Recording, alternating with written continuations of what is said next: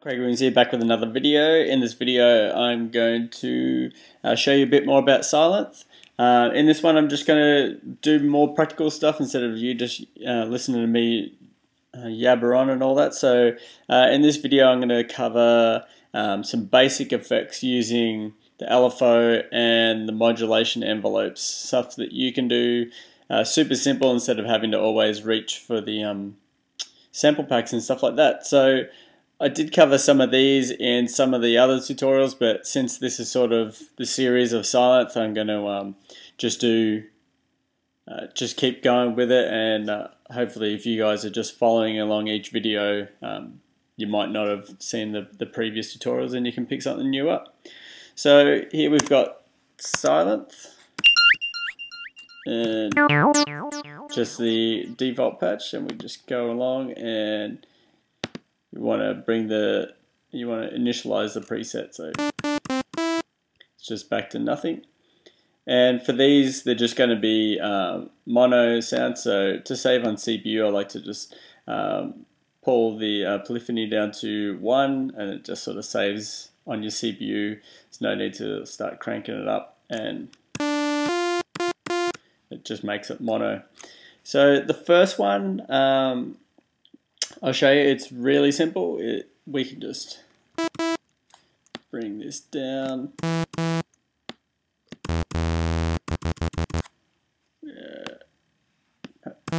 Put it like that. Obviously you can just play it around a little bit more as you go along. So we'll start really basic, and we'll start with the modulation envelope. So what I'm doing for this one is I'm going to be selecting the pitch for part A. So obviously this is part A here, so this is going to be affecting that. Again, this is the negative and positive. So we want to start with negative, and you want to bring the decay all the way up. So if I play a reasonably high note, so crank up the keyboard a little bit,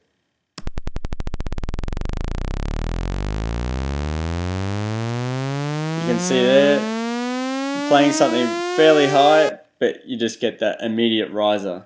So if we were to flip it back the other way and play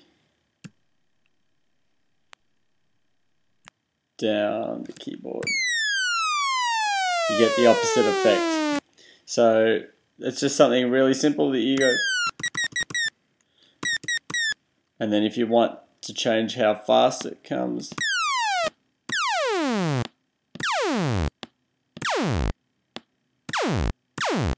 so there you go. There's one little effect to do with the modulation envelope.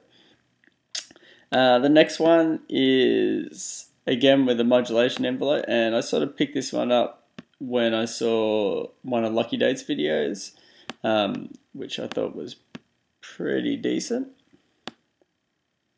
So we want to flip it back the other way so it rises.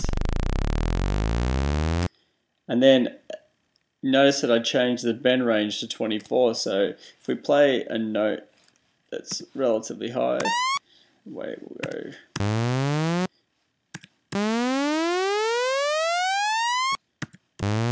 We play one in the middle, so as it's playing the note, we can,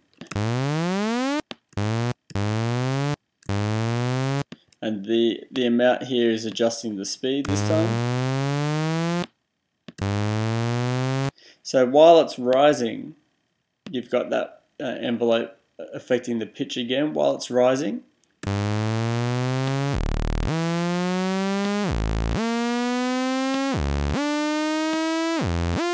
You can adjust the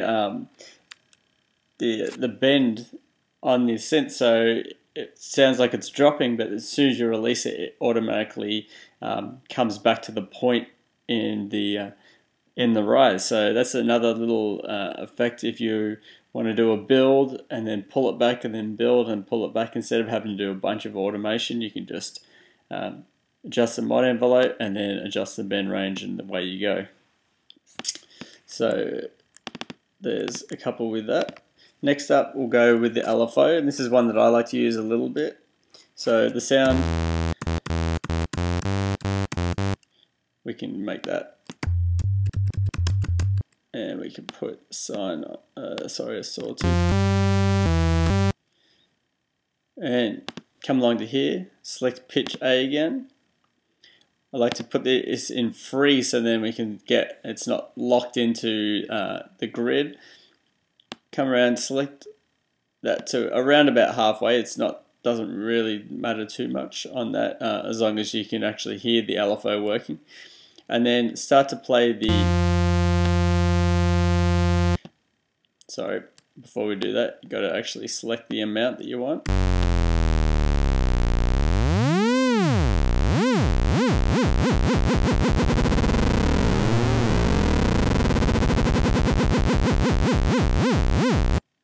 So you can hear there, it's just pretty simple effect, but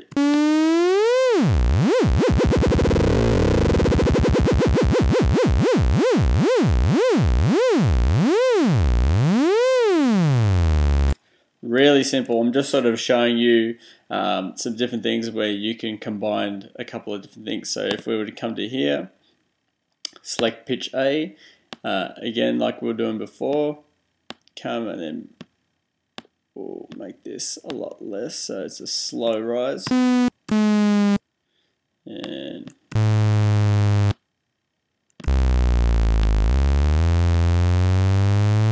then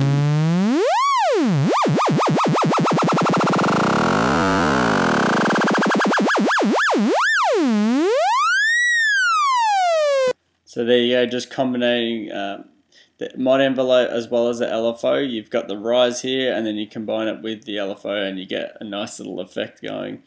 Obviously you can change around with how much you use of it there.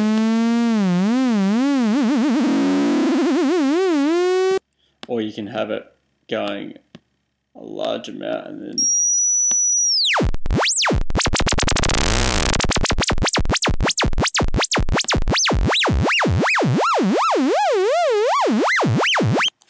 so there you go, there's a couple of quick little effects there. We'll do one more quick one so you guys get a bit more of an idea. So for this one we're going to put it up to 4, put the voices up to 4 each, and make it both, get a little bit of a detune going. Pan them left and right so we get a nice good spread. Nice EQ.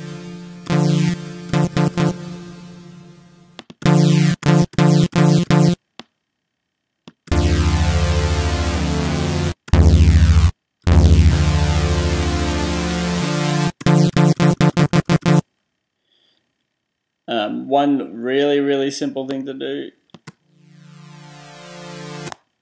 is just start playing around with the amp envelopes. Just for little swells in your track, helps add a little bit more. Instead of just having the same drum pattern going for 16, 32 bars, you can put these at different parts throughout. You can also, obviously, because it's a synth and it's not just a random noise, you can have it playing in the same key of your track so it all sits in there nicely. And that's just using the amp envelope. Again, what we talked about before with the attack, decay, sustain, release. So we've got the attack up nice and high and the release nice and high. So it just slowly swells in, and then obviously you got a nice long release so the tail comes out nicely there. Also you can add with that if you want, you can have it come in and then